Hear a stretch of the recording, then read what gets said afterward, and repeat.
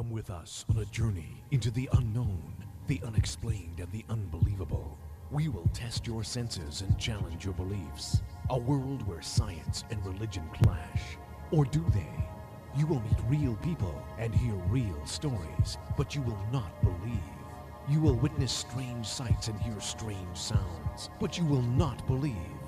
This is the New England Ghost Project. Welcome to the nightmare.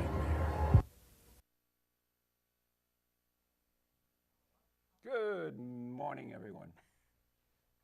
Morning. Okay, don't be so stiff. Good evening, everyone, and welcome to another edition of Ghost Chronicles El Nacho. And I am Ron Kolek, your host, the gatekeeper. Oh, wait a minute, I'm not Van Helsing anymore. I am now 27 cents. It's about what it's worth. My name's, it's falling behind. I'm getting more hip, happening. Well, good evening, everybody, and welcome to Ghost Chronicles-Next Generation. Oh, and my God. She is the blonde Bombshell, Anne Kerrigan, and welcome to the show. And here we are. This is our 9th show, right? It is our 9th show, yes. So do you like 27 cents? No. 50 cent, right? Yeah. Well, I figured I had 27 cents in my your pocket? So that's what it was. So. Okay. All right, so maybe I won't go with that. And anyways. I got 27 cents and a microphone. No. You're listening to Ghost Chronicles on TogiNet, Pararex, Ghost Channel, Planet Paranormal, your TuneIn app, your Ghost Chronicles app, your podcast, your iTunes, and perhaps in your Ghost Box or Radio Shack thingy. But anyway. So, anyways, this is our 9th show, right? Yes. Okay, that's what we got to. We've established that it's our 9th show. 8 has disappeared, but we are looking for it, right? We'll find it. Yeah. We'll find it. It's out there somewhere. So we're talking about haunted items tonight, which I'm really excited about. It is. It is an exciting topic. It is. I think everybody has a story about. I know you do. A haunted item. I have one. I know. I don't personally have one, but it's a family member. But yeah, I think it's a really common thing that affects a lot of people. Well, we're going to talk to our guest a little bit later on, but I think right now we have something that we play every time, and this, people don't realize that all the work that Anne puts in these little whatever they are that she does, but they're really cool. And for those who like cemeteries, and who doesn't, right? I don't know anybody who doesn't like cemeteries. Exactly. They're pretty cool. So anyways, without further ado, why don't you introduce it? Yes. We would like to roll our cemetery tripping clip. Thank you, Russ.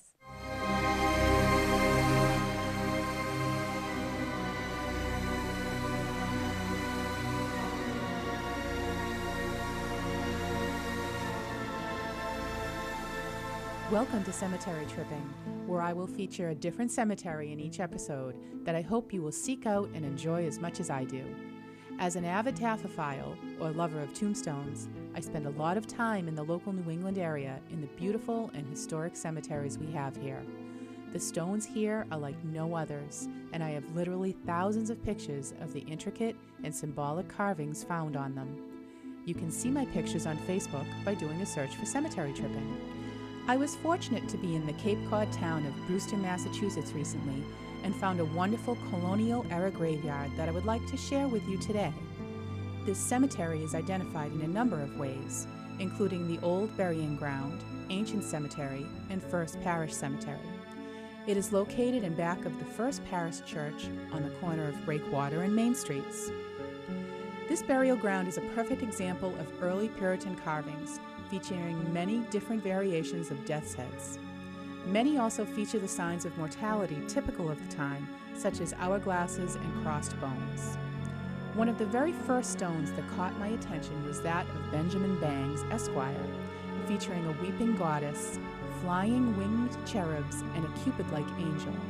This is rather an unusual stone for the era of this cemetery, although he did die in 1814, when American symbolism was beginning to change. Other notable stones of this cemetery include Joshua Banks. This young man was lost at sea at age 23, most likely a crew member on a ship. He shares a stone with little Mary Banks, who died at the age of 6 months. The grave of Jonathan Freeman, bearing both an hourglass and crossbones, above a death's head.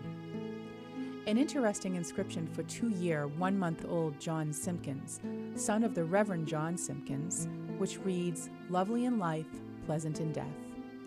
The stone of Sparrow Clark, which is shared with his brother Nathaniel Clark, sons of Captain Solomon Clark, tells us that poor Sparrow was killed by lightning on April 23, 1817, in latitude 40.30 degrees, longitude 60 degrees. Nathaniel died in Pensacola, West Florida, at age 28 in 1811. Captain Elkanah Freeman, described on his Sons of the American Revolution flag holder as privateersman, prison ship martyr. Captain Tully Foster, a sea captain who died at sea in 1828 at age 38.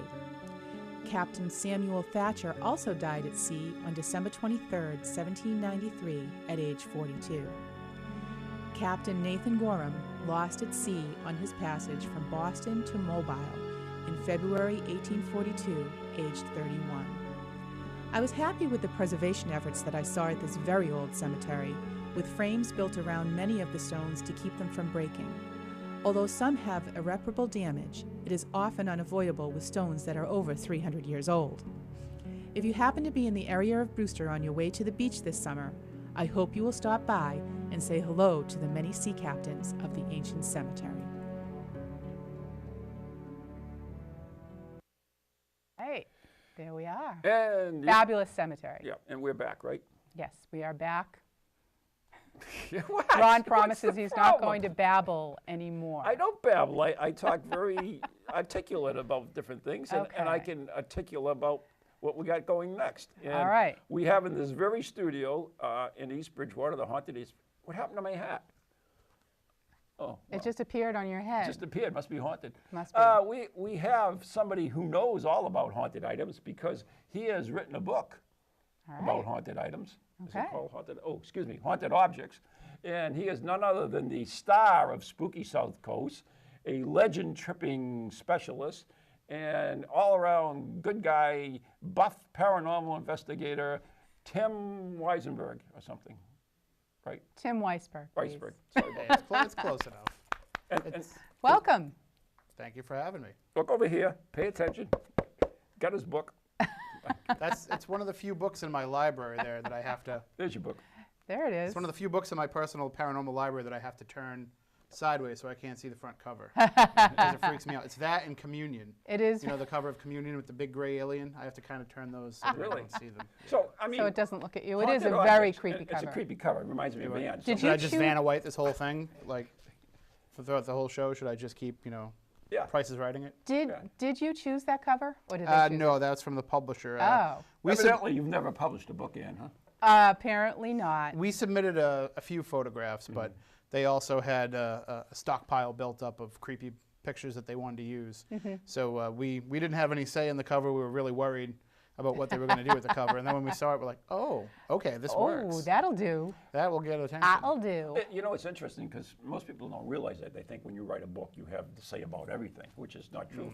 I mean, if you look like even on the TV now, they're advertising how we'll help you publish a book, and we'll even get the title for you and put the cover work. In other words, they did that anyways, and the reason they do that, it's so that they know better than you, and they know it sells. So that's the purpose of it. Yeah, when I wrote my first book, Ghosts of the Southcoast, it was part of a series from the History Press, so they actually used the same type of cover for every one. So they just wanted to take the creepiest picture that I had, and then they darken it up and they had a giant moon in the background. And if you look at every title in the series, they all have that giant moon in the background. So I was a little worried that this was going to look like that, kind of fit in with the rest of the books on the shelf, but this really stands out. I mean, I've walked in, and this was in bookstores everywhere, so if I walked into a bookstore, I'd go into their New Age paranormal section and I'd see it sticking out, and I said, all right, now I see why they went with what they went with. I would be really drawn to that. If I walked into a bookstore and I saw that, I would have to go look at that book. They don't always put them this way. They put them this way sometimes too. But when it looks like that, they'll put it face out. I would have to go see that book.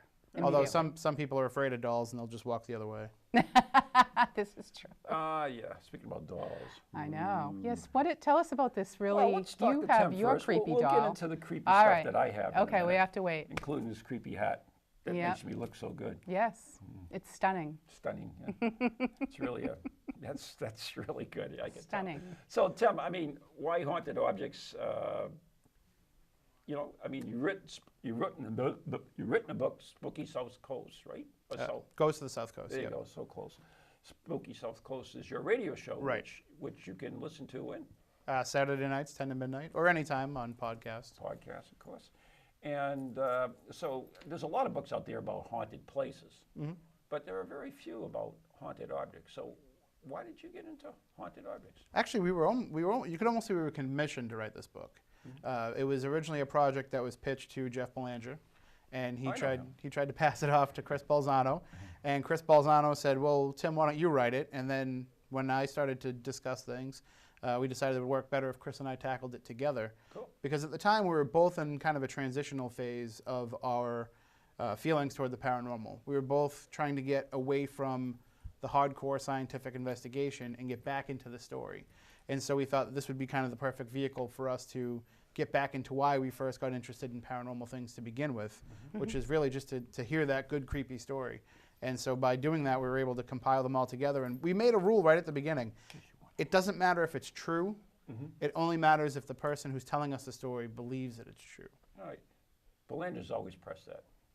Right, yeah. He always has. That's always been his dogma or a doctrine. And that's why, you know, he's taught me well when it comes to Legend Trips events about helping people interpret evidence. He's like, it's not necessarily about disproving what they found, it's more about supporting what they believe. Right. Well, it's all about that personal experience. And what better personal experience than a haunted object? You're pushing that again, aren't you? It's a great cover. I love it. Okay. I love it. I do. Fine. Yeah. Well, that's what's good about an object is because it gives you the opportunity to have something tactile, something that you can hold on to. And it creates, if it's going to be in relationship to your ghost, well, then that's a ghost that you can pass on. So it's not just something that happens to you one time as an experience or happens to you in one location, but it's something that you can bring with you, something you can show off, something that you can give to someone else and hopefully pass the ghost along with it. So hopefully. You believe that objects can be haunted then? I believe that objects can have an energy attached to them. I think that it's up to the spirit whether or not they decide to stay related to the object. I think a lot of times the object is just kind of the avatar for the haunting. Whereas opposed to some people who research haunted objects, they feel like spirits become permanently attached against their own will. I don't see in my mind any way that a spirit could be stuck attached to an object against their will. Okay. So anyways, if anybody wants to ask a question of Tim or the Blondie here, they can go to the TojiNut or ParaX chat room and log in and ask questions. Yeah, right? hop in that chat room. Sure, and we have Maddie faithfully over there waiting to get your questions, and she will let us know. Hi, Maddie. So anyways, Tim, of all the objects that are in that book, and there's quite a few, which is the one that really stood out the most for you? Well, out of all the stories, and some of them are stories that I know the people that were involved with them. Some of them are stories that happened to me directly. Chris and I decided that we couldn't really talk about haunted objects without sharing our own personal experiences. That's a good idea. So we did that to some degree too, but I think the one that creeped me out the most was the one that I brought into my house, and that would be Claire the Haunted Doll. Ooh. A listener of the Spooky Southcoast program, Jill, lives down in Georgia, and she told me this story when I put out online that I was looking for stories of haunted objects. She said, well, let me tell you this story about this doll from when I was a kid.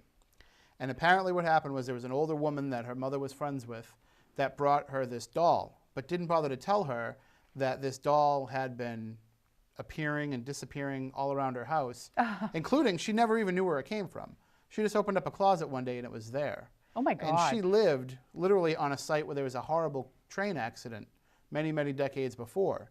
So she thinks that one of the spirits from that train accident had attached itself to this doll that suddenly appeared out of nowhere. And she had all these creepy experiences with the doll. So what does she do? She gives it to the kid down the street. Nice. Yeah, and then Jill had her own Jill had her own experiences with it. And some of the stories she was telling me, from the fact that whenever it was in her room, it would, that's Jill the doll right there. Actually, I mean, Claire the doll right there. Claire the doll. Can we zoom in on that, Well, baby? I don't know if we can. Sure we can. We can do anything. And this is East Bridgewater.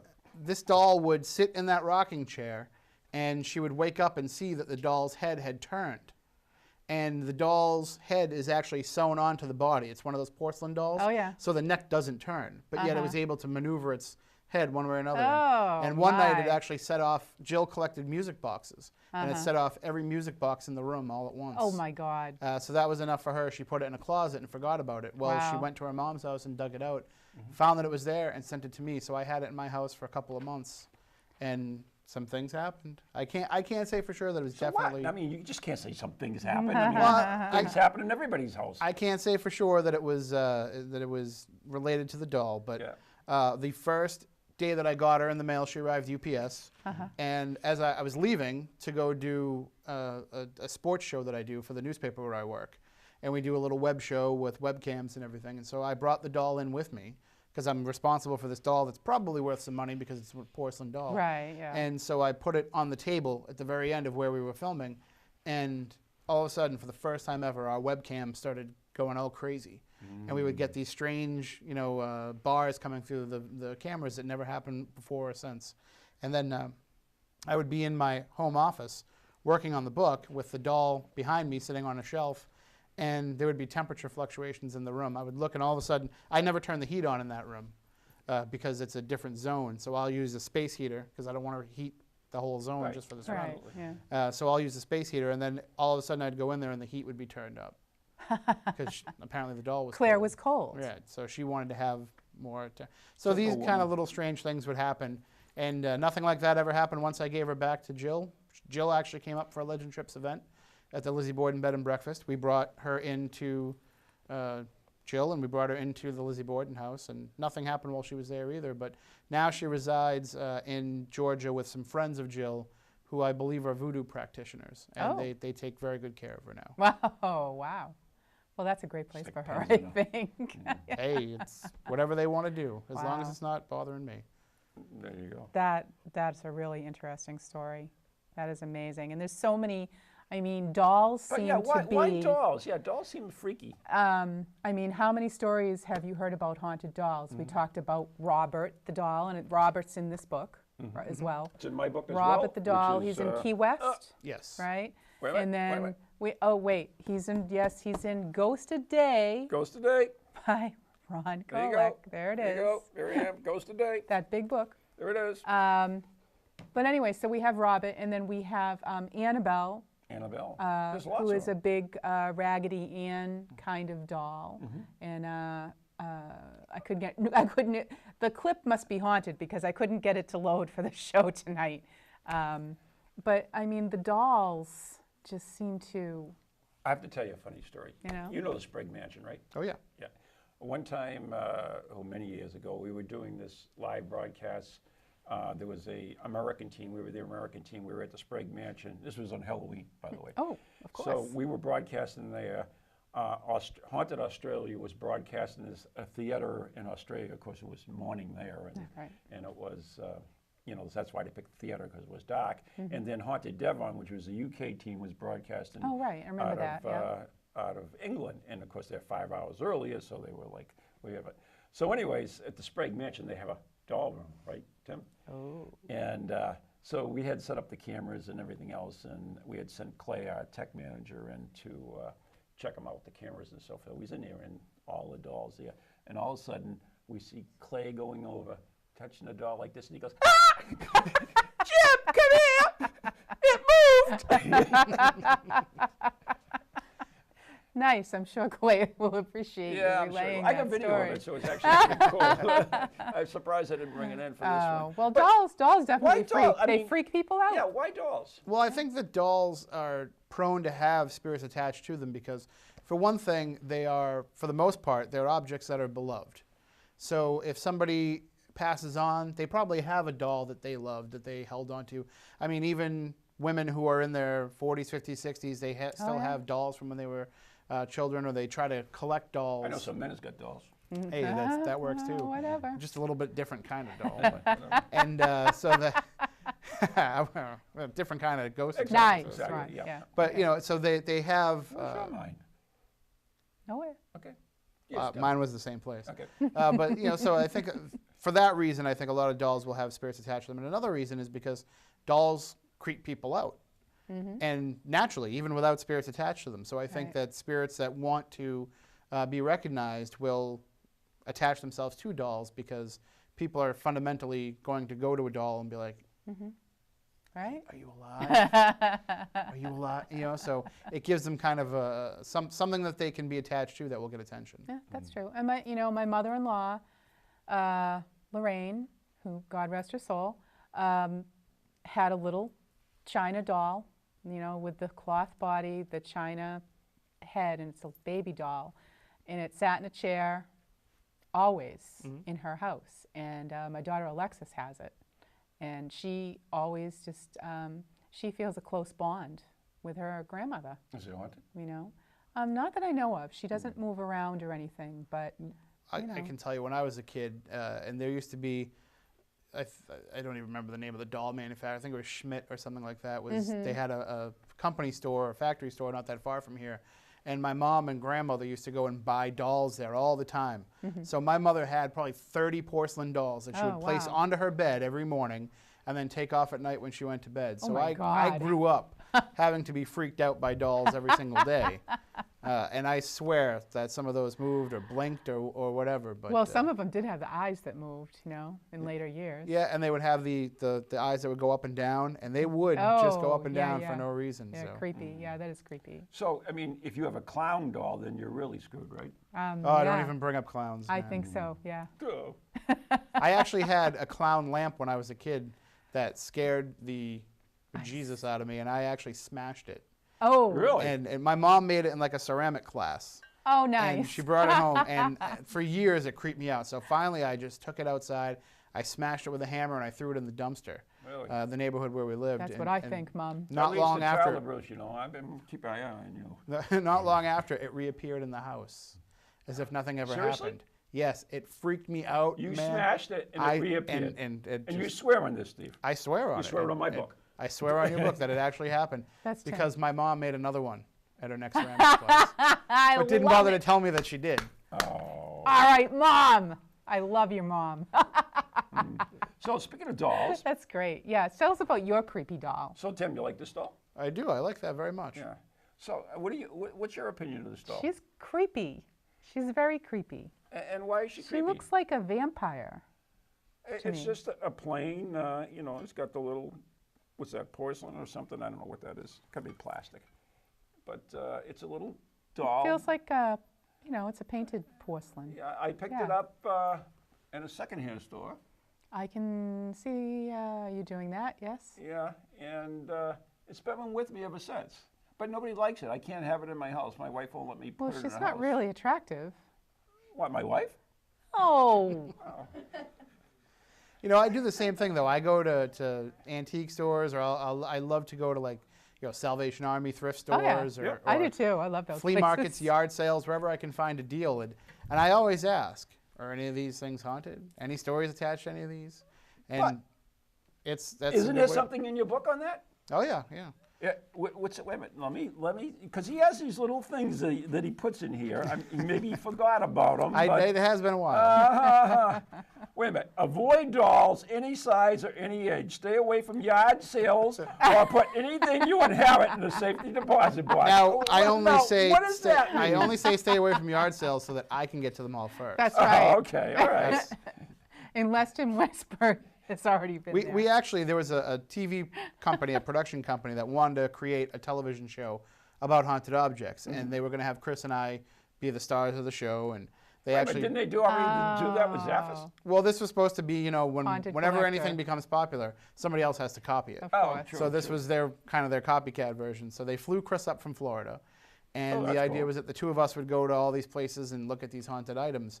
And so one of the things that we did is we went to a flea market in the town where I live, and we're walking around trying to find anything that has a story. and everybody's like, I don't know what you're talking about, get out of here. And finally we talked to somebody who said that they had do you remember those dolls that they used to put over when you had, in the old days before we had cabinets in our bathrooms, we used to put the extra roll of toilet paper on top of the tank? Yes.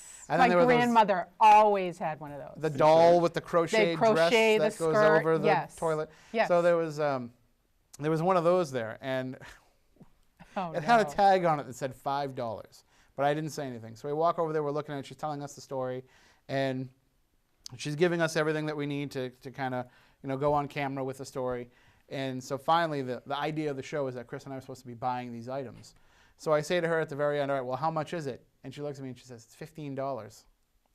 And I was like, $15? It says $5. But because she attached the ghost story to it, she upped it $10 because suddenly went up in price. Yeah, so that's what happens when you go on eBay and you look up haunted items. Yeah. You find out people are taking run-of-the-mill junk, making up a ghost story to go with it, and charging you 2 or 3 times as much as it's worth. Why not? That brings me up to our next thing. And Anne is going to read me a little story now. Oh, I'm going to read a story. So we were talking about... Because he'll never get through eBay items, right? Because I can't read, you know that. I know. So here is your little assignment, if you should take it. And this is for my book, Goes Today. All right. And it's February 19th, which is so close. February 19th of 2000. Okay, the Jacob Funeral Home in Kokomo, Indiana. I'm not going to sing that for you. I'm sorry. Go on. In 2000, a local man purchased the old Jacob Funeral Home. It was the only black-owned and operated funeral home in central Indiana. Dating back to the early 1900s, it had a strange past, and what the new owner found when he began remodeling was even stranger. In the damp basement behind some rubble was a small storeroom. This doesn't sound good. Where are we going? In it were moldy stacks of cardboard boxes labeled personal belongings. The rotting cartons contained the personal items of the deceased that were supposed to be buried with him. Oh no. Or them. With them. But somehow got misplaced. They contained a variety of items from wedding bands to children's stuffed toys, and always a photograph of the person who died. As the remodeling progressed, a series of strange events afflicted the building. Lights and water faucets would turn on and off by themselves. Whispers could be heard echoing in the halls, and the sound of a high-pitched drilling noise sound effects emanated from the basement where the boxes had been found. But the creepiest experience of all was the black shadows lurking in the corners, darting back and forth through the building. A minister was called in for a blessing, but things only deteriorated. Psychics refused to enter the building, and heavy and sullen moods began to affect its inhabitants. Sounds like my house. Finally, the owner decided to sell the items found in the basement on eBay. And the reason why? With hopes that the ghosts would go with them. There you go. Nice. That might be fine for him, but what about the purchaser? So what do you think? Wow. So guess what? That's pretty crappy. Guess what? What? I bought one. You bought one? I bought one of those You were one of cardboard those things. suckers? Yep. I mean purchasers? Dead woman stuff from the haunted funeral home. I bought it. Oh and I have it with me right here. Oh my God. And this includes 3 items Okay. from this mystery box that I bought. All right. And maybe I should let Tim hold them. hold it, yeah, in case there's something on it. So let me take that out of there. Tim, first of all, Tim, and this is the woman who is actually dead. Let's put her the right way then. Respect for the dead. No, she's buried upside down. Oh, okay. She was buried upside down. I'm a Satanist. That's right. So, Tim, I mean, you look at the picture. I have a little thing I like to call psychometry or photo scrying. Mm-hmm. And so what do you get from looking at that photo of that dead woman? I don't really get too much. I mean, she seems like she's a pleasant enough woman. Mm-hmm. That's really all I get. I mean, it's kind of creepy how she's staring at me. Mm-hmm. So anyways, with this wonderful picture of this creepy woman that's staring at Tim, and probably appear in his bedroom let tonight. Me see. No, she doesn't look like she would scare nice. me. Okay. We also received a She's got a 100-year-old nice flower. Bible. This is 100 years old. And it does have writing in it too, by the way. And Phyllis. really? Is I that what don't you know. got? That's you what got I the name Phyllis? I got Phyllis. Wow. I didn't realize you were psychic. And also, we got this wonderful brooch that came with it. Oh. Let's see. Oh, I didn't let Tim hold the Bible. horse Maybe and he'll carriage? get some more. I don't know if I can technically hold the Bible. You're not allowed to hold Bibles. Usually when I touch a Bible, it just goes up in flames. Yeah, whatever. We don't care. That would be good for the TV ratings, and we're fine with that. All right, we'll let you touch this brooch. But this brooch is kind of interesting because it's just not a normal brooch. Mm-hmm. It's actually a handmade brooch. Yeah. It's made from a eyeglass lens. Oh, yeah. With a like one of those Kerrigan eyes cards. Mm-hmm. And a little radar on the side of it. So somebody put some time to go through with that. Could have been Phyllis. It could have been. And the interesting thing about it, all right, when I did buy that off of eBay and it came, I brought it to a psychic. So are you picking up anything on it, by the way? I am not. I'm a psychic as a brick. Good. So you're seeing bricks, right? Okay. So anyways, I did bring it to a psychic. It was still in the box. I didn't open it at all. So I wanted her to be the first to read it. So we went to this fairly well-known psychic, and we recorded the whole thing. So she took the knife, and she cut the box open, and as soon as the box opened, guess what, Tim? I don't know. What happened? Come on, Tim. It went crazy. The TV went all snowy. Really? Yes. And then it just went back to normal. Okay. Almost like energy The TV was on? Well, the camera. We were recording this, remember? Oh, okay. I forgot right. you're blind, yeah. The camera. So the monitor is what he meant to say, not the TV. Whatever. He's not up on the technical jargon. The tape that was in the damn thing. All right, that was good. Because he's a very technical person. So you were running videotape at the time? We videotaped the thing. So it was the videotape that actually, so it almost like imprinted itself upon the videotape? So you saw it, so you would just, like we're seeing your face on TV now, all of a sudden, as soon as the box opened, it went just like that.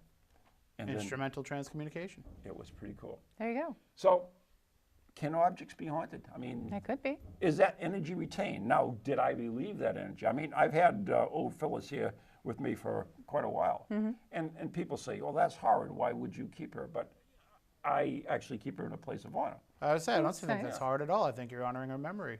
That's exactly because It's otherwise better she'd than be in that tossing moldy the stuff. box. Yeah. So, anyways, tossing the stuff in the trash. That's one of the stories on about haunted objects, and I noticed another thing in there too. You talk about cars. Cars are something that have a very high frequency of hauntings associated with them because people love their cars. People take care of them. They put every single extra ounce of energy they have into taking care of that car. So it's not uncommon for them to attach themselves. But there's been some very famous cars too, including the James Dean car, which was supposedly cursed. I don't know if I believe in curses necessarily.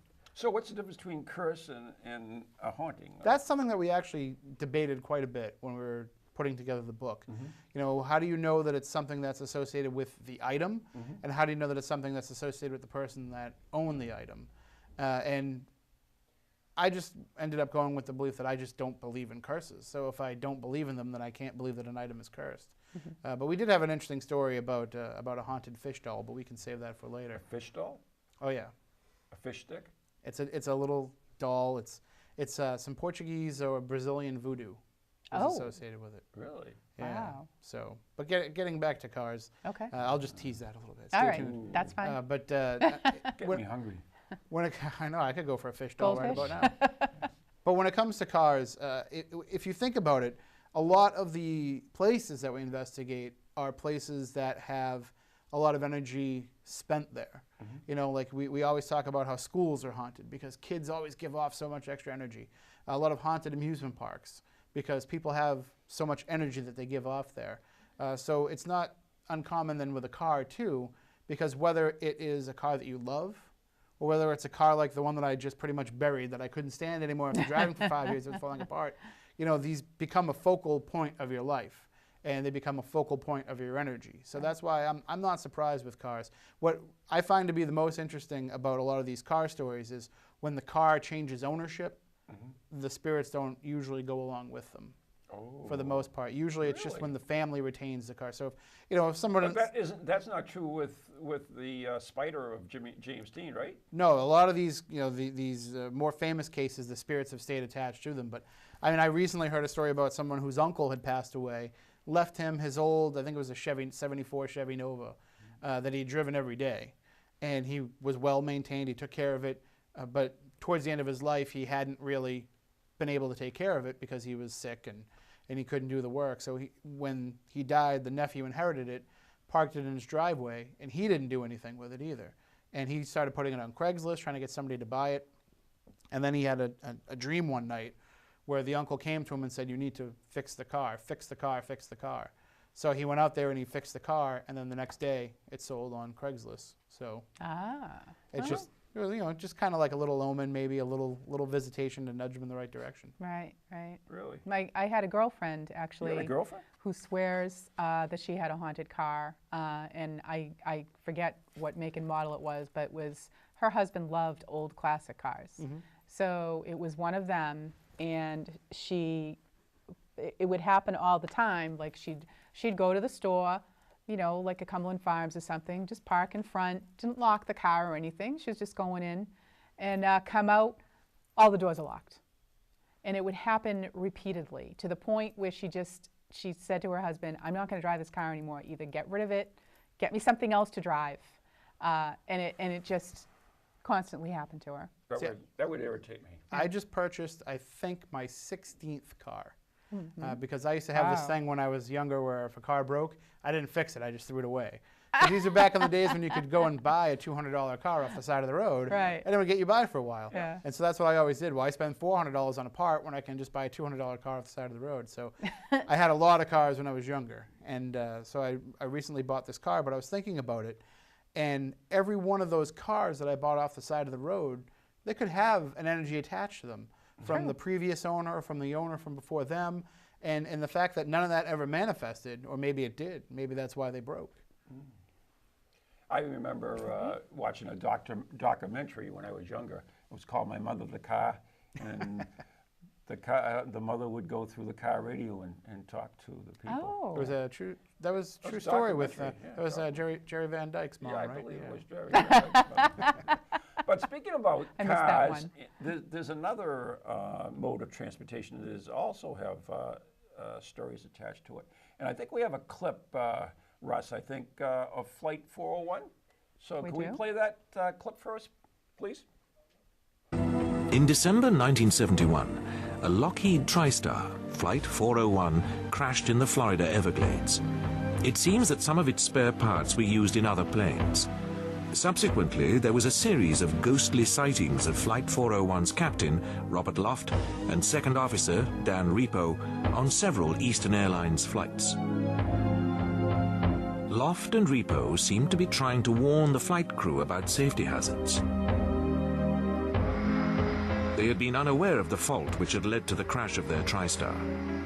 Had this disaster preyed so heavily on the spirits of the dead airmen that they were watching over the aircraft which contained the spare parts from Flight 401?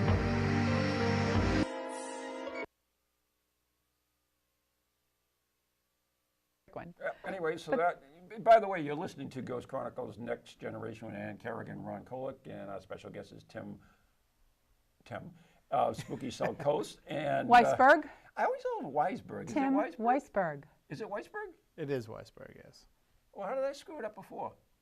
I don't well, know. we've been talking for quite a few years, Ron, and you've screwed it up in every way possible. You could screw up anybody's name. Oh, my Lord. I don't take it personally, though. I'm used to it. Thank God. Spooky Southcoast and SpookySouthcoast.com. Mm-hmm. Yep. Ha! How do you like that? There you go. Yeah, That's all that matters. It doesn't matter if you know my name, as long as you know the name of the show. Website, So, right. anyways, this piece that we couldn't hear, but we did see, was about Flight 401. And that's in your book, and it's also in my book as well. So, I mean, do you want to give the backstory behind that? I think Chris wrote that chapter, actually, to be honest All with right, you. I'll give the backstory behind it. But this is a flight that I actually remembered. It was a Flight 401, of course, and it crashed into the Everglades in Florida. Mm-hmm. And there were co-pilot and the pilot and the navigator died in the crash. And they've made a couple of movies over it. I thought everybody died in the crash. No, not even close. It was on Christmas. There's a good story about how they sang carols at the crash site where they were being rescued and all this. It's a good movie. Check it out sometime. Flight 401. But anyways, those two guys died. And then, strangely enough, that same aircraft in the fleet people would see the pilot or the navigator. And they couldn't figure out what was going on. And then they did further research and so forth. And they found out that what they did is they used parts from the plane, and the navigator and the pilot was actually trying to warn the people or the flight crews of danger because they were using used flights. So that's the story behind it. It's kind of a cool story. When they took supposedly when they took the parts out of service, all the hauntings stopped. So I mean, there's a thing. We have a plane now that was haunted, and so. Is a plane an object? Okay, so we talked about dolls, right? And then we jumped up to cars, which was a bigger object, and then the planes. Okay, so isn't the next thing a house? So we're really talking all about the same thing, really. Haunted houses, haunted planes, haunted cars, haunted objects. I've started to think about that as being a possibility. You know, we always say when it comes to haunted locations, or at least I always say, it's not necessarily the house. It could be the land. Well, that's why when people say, well, I tore down the old house I was here and I built a new house, but the ghosts are still here. Well, that's because it's the land that's haunted, not necessarily the house. But when you hear stories of people who have moved houses and the ghost travels with them, then well, maybe it's attached to the actual house itself. And I've heard of cases before where people have not only moved the house, but add it on, do all kinds of different alterations to it, so it doesn't even look like the same house anymore, and still the spirit activity persists. So maybe it can just look at that as another object. But maybe too, it could be a situation where the house has the right factors to kind of record and hold in that energy, whereas a lot of these other objects don't have that. You don't have a stone foundation in a car that could hold in the spirit like a house can. So do you think that some materials are more, recordable than others, for instance? Yeah, some, if you look at especially, field stone that has a high amount of quartz, the quartz can hold in the energy. That's why you hear a lot of stories about, at least in my opinion, about haunted watches that are passed down from one generation to another. Excuse me. And that's because a lot of these watches will have quartz in them, and that's able to kind of record and hold in the energy. That's why we use quartz. That's watches. I thought you were saying washers. No. Watches. Although my washer may be haunted. Yeah, I know mine. Every time I turn it on, I just hear it thumping down there. Yeah, there's something screaming in mine. I definitely think mine is haunted as well. But there's certain materials that seem to be more conducive to activity, and actually conductive of activity. So I think that those items are probably like jewelry. A lot of stories about haunted jewelry, because those stones probably have the right frequency to be able to assist in the haunting. That's the cool thing about why you do it, I think, and why I do it, is that we don't really know all the parameters of what's going on. I mean, we talk about, the idea of recording things, but then again, we're talking about soft dolls, and yet that's cloth, and they wouldn't quartz, nothing in that. And yet, there seems to be an energy attached to it. So there's probably different types of energies, I guess. Right, that's why I think a lot of these items, it's the spirit choosing to be attached to it, as opposed to other items where it could get kind of trapped and associated with it against its will. We have a question from our chat room. Really? We do. I can. I have to tuck down a little bit. Okay. Ceiling Cat would like to know, I wonder why sailors and pilots all have folklores of ghost ships. Ooh, ghost ships. That's one of my favorite. Yeah. Well, when it comes to ships, we talk about one of the biggest conductors for paranormal activity is water. That's why when we look at locations that we think are haunted, we always look at, is there running water nearby?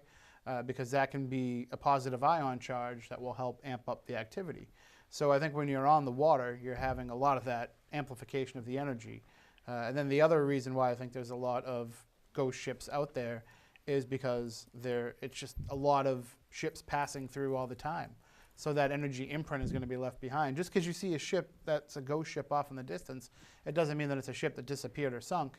It could just be the recorded leftover energy of the ship that made that voyage. So it's not an intelligent haunting as so much as a residual haunting. Right. I look at it almost, what's a good way to put this?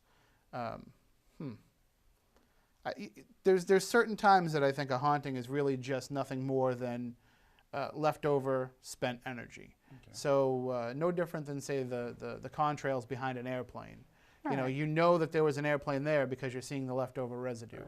And I think that's kind of what this is. It's the leftover discharge of that object in motion. I mean, that's the cool thing. We don't know about all of this stuff. It's so cool. We have our theories, but right, we can't prove anything. I mean, because a lot of people will tell you, okay, so a lot of your hauntings are just time slips. You know, I know Jeff is doing something with time slips, if he hasn't already. And so you're just going into another time. You're peering into time. Right. So we see a person standing there. We're just seeing another time. We're not, that person really isn't there. Right. Yeah. And I take a lot of flack from people in the paranormal because I will stand up and tell people, giving presentations, I'll start off with saying, I don't think a ghost is a dead person. I don't think it's the soul of somebody who's no longer with us. I think most of the ghosts that we encounter are things that we've created on our own. I think that they're thought forms that we have put into existence. For example, you know, if you go to a place like the Lizzie Borden Bed and Breakfast, then you would assume that that place would be haunted because of the grisly murders that happened there. And if enough people go there and talk repeatedly about the murders and talk about it being haunted, well, then it's going to become haunted. You know, if you look back to the Philip experiment of the 1970s, they created a ghost by creating its backstory. This is the haunted house experiment, right? This was the one in Canada? Yes, the Toronto Society for Psychical Research, and they all sat around a table. They wrote out this story. They created this character, and then had a seance in which they were able to connect with the spirit that they had completely made up, and it verified all the information. And we've seen that happen again and again in the paranormal, where people have piece together backstories, and then we get that information later. You know as well as I do that not every psychic that you're going to take on an investigation is reliable, or not every psychic is going to get the same impression. Right. You know, some of them are going to get, sometimes they can get cross impressions that they're attributing to something. They're trying to make a narrative out of what they're perceiving. So when that information comes down, to have people come back and record EVPs related to that, to have other types of data that go along with that same story, but the genesis of the story is still false. Well, then that to me looks as something that we've created by feeding into that story. Right. And that's really interesting. I did an experiment on that actually. As you know, Tim, I work with Maureen Wood, who's a trance medium. And there's this place which Chris Belzano knows very well. It's Dudley Road in Billerica. Anyways, there's all kinds of stories about it, right? And a lot of them, well, just about all of them aren't true. Okay, seriously, all these just about things, all of them. Yeah, exactly. Just everything about a sanatorium in the woods, a house that sank in. Right. Yeah. A nun that was urban legend. Yeah, it's all urban of that. legend. All right, all that stuff. You know, Chris has investigated it, and I have investigated it. In fact, I think we worked together a couple times on a program on this, and they were all not true. And I took Maureen there, who had never heard about this place at all. Okay. So she is a trance medium, as I said. So we started going down there, and I expected her to come up with stuff that maybe wasn't anything close to it. She started coming up with all the legends. And I'm sitting there, and I'm saying... She was unaware of them. Totally unaware of them, okay? You have to trust me on that. Okay. So she coming up with all the information that is the legend, the urban legend. Where did it come from? Is the area...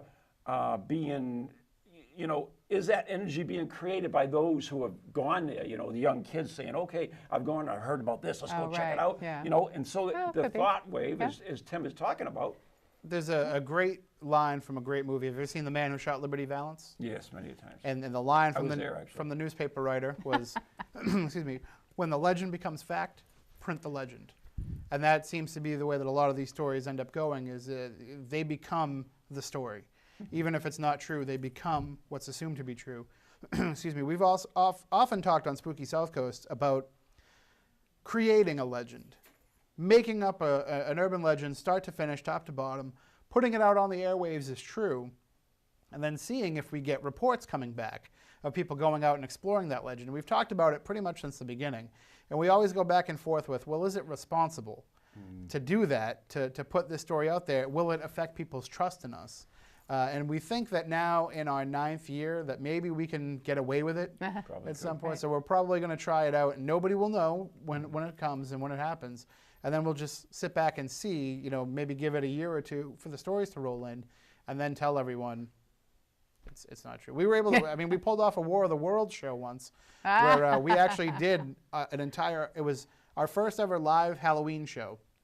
And because the War of the Worlds broadcast happened on Halloween, we said, well, why not try it ourselves? So we had actually planned it all out kind of that day. And we came up with this whole big story of Matt Moniz going down to investigate this UFO that had been seen close to the ground in New Jersey.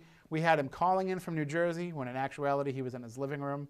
And we created this whole story, and we were able to pull it off where people were actually calling in believing that it was true. Oh, no. And we ended the show with government agents knocking on the window telling us they were cutting off the broadcast.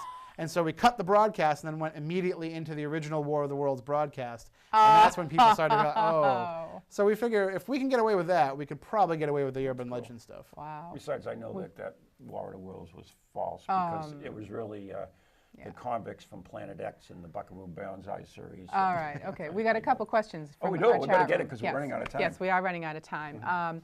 We had, I think it was Nyla, also AKA Patsy, was that right? Okay. Wanted to know people who have received transplanted organs. Ooh, that's a good one. I know, it's really kind of creepy. Being haunted, you know, from these organs. I don't know that I've ever heard of that. What? I mean, I think I've... You know what? See that? Hey, this is public access. No, seriously. Put that finger down. Look at, okay. Put it the other way, yeah. I had actually cut my finger off, totally up. And in here is cadaver bone.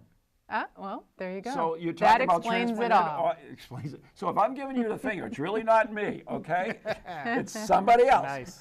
But what do you think about that? Well, I've heard stories of people who had organs put into them that would see the reflection of the person in the mirror of who donated the organ to them. Wow. You know, but usually the stories that you hear, it's always something positive. It's never like they're being haunted and being plagued by whoever it was that owned these organs previously. It's always kind of like a little bit of just a connection between the two of them. And you even hear some stories of people who end up gaining people's memories as a result of it too, which I think is fascinating. Yeah, that is cool. That is very interesting. So you have one more?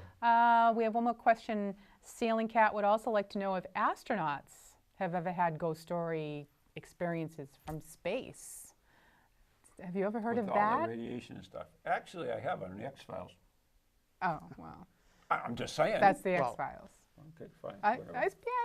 Who knows? I don't know if there's been a lot of astronaut-related ghost stories.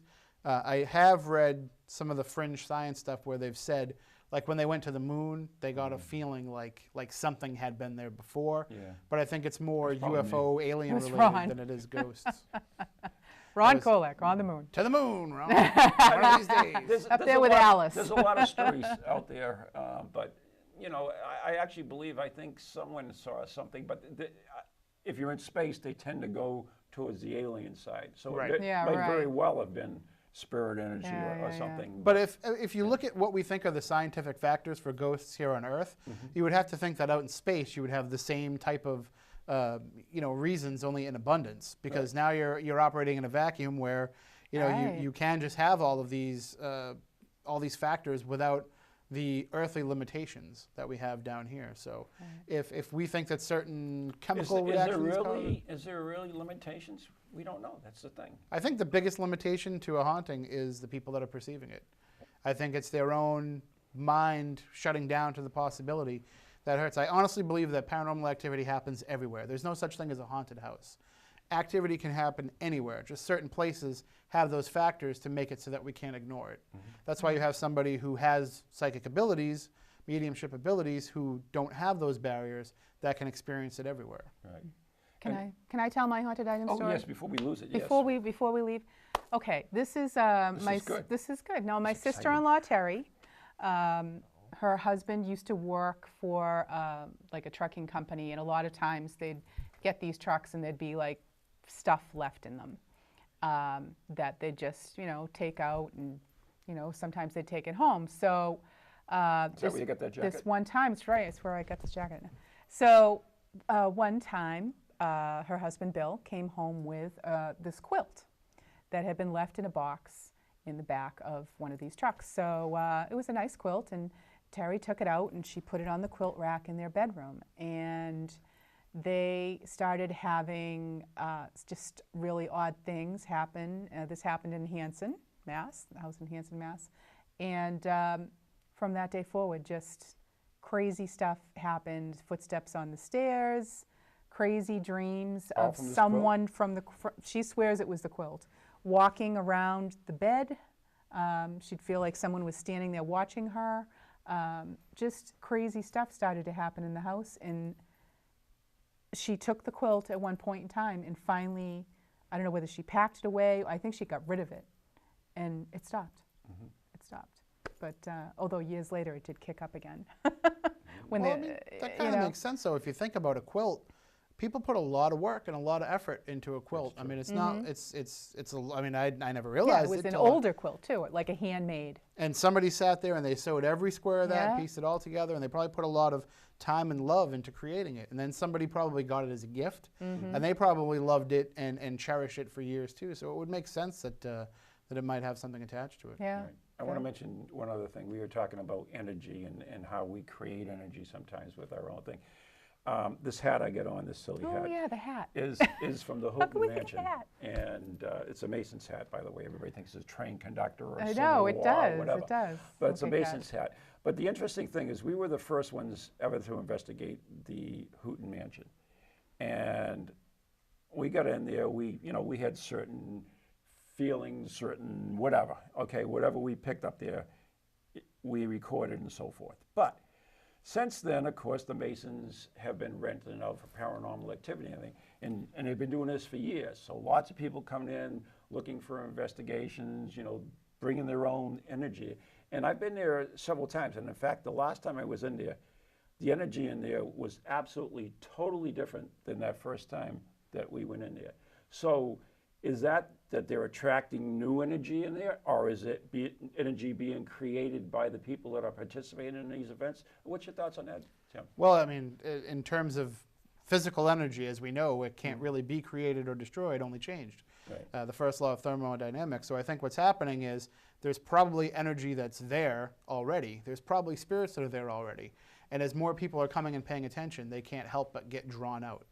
So the more people go in there looking for spirits, the more spirits are going to come out and interact. Okay, and one quick thing is we always talk about spirits as energy, as like electrical energy, but we don't know what energy they are. We don't even know that the energy they actually are can be created or destroyed. We just assume we put our laws of physics on their existence. So. I know that we only have a short amount of time left, so I'll just throw out one word, neutrinos. And I think that when we get to the basis of what neutrinos really are, I think they may be directly related to ghosts. Okay, so we do have to go. Anyway. We do have to go. We've been speaking with Tim Weisberg of Spooky Southcoast, and we want to thank you so much, Tim. It's always a pleasure. We'll have to have you back again sometime. Yes. And we really enjoyed like talking about haunted objects. Look for his book, Haunted Objects, Amazon.com. And as always, my book too. And Ron's book too. Thank you, everybody, for listening. We appreciate it, and we'll see you again next month. Maybe. Good night.